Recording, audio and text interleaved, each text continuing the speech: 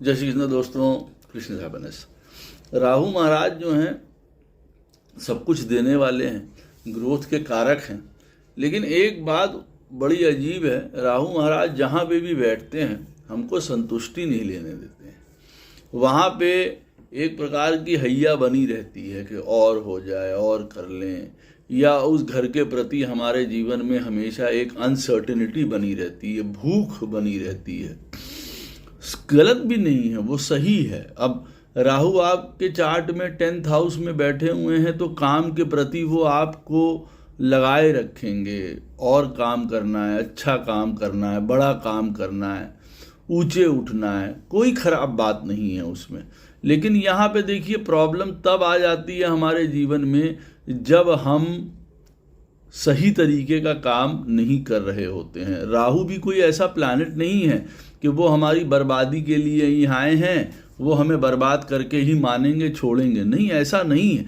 वो उनके एक्सट्रीम, राहु का जो एक्सट्रीम है ना, जिसको कहते हैं उनका अपर ऑक्टेव या उनकी अपर डोमेन वाली बात अगर हम करते हैं तो वो ये कहते हैं कि भाई 10th हाउस में बैठे हुए कि आप काम से कब संतुष्ट हो जाएंगे, कौन से अच्छे काम से, कौन से बढ़िया काम से आप करने लगे, आप संतुष्ट हो जाएं तो फिर वो आपको अपने रास्ते लगा देते हैं।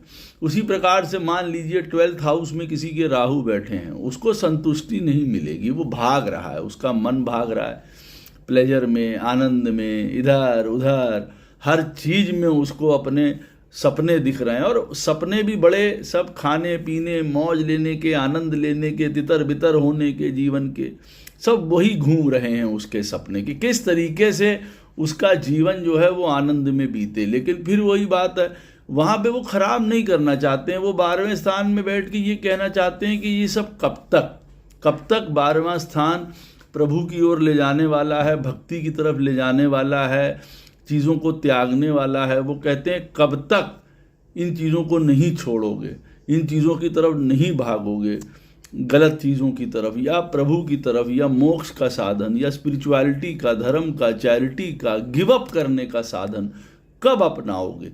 राहु जहाँ पे भी हमारे चार्ट में बैठा हुआ होता है, देखिए वो वहाँ पे हमें बहुत तंग करता रहेगा। उन चीज़ों से बार बार वो कर्म हमारे सामने लाएगा, उन चीज़ों से रिलेटेड, और बार बार वो हमें उलझन देंगे, बार बार हमको फंसाएंगे, जब तक कि हम उस घर से रिलेटेड जो सही काम है, सही कर्म है और संतुष्टि है, जब तक ना प्राप्त कर लें तब तक आप ये समझ लीजिए ये चक्र यूं ही वो चलाते रहते हैं। तो इस बात को अवश्य ध्यान रखिएगा। राधे राधे, जय श्री कृष्ण।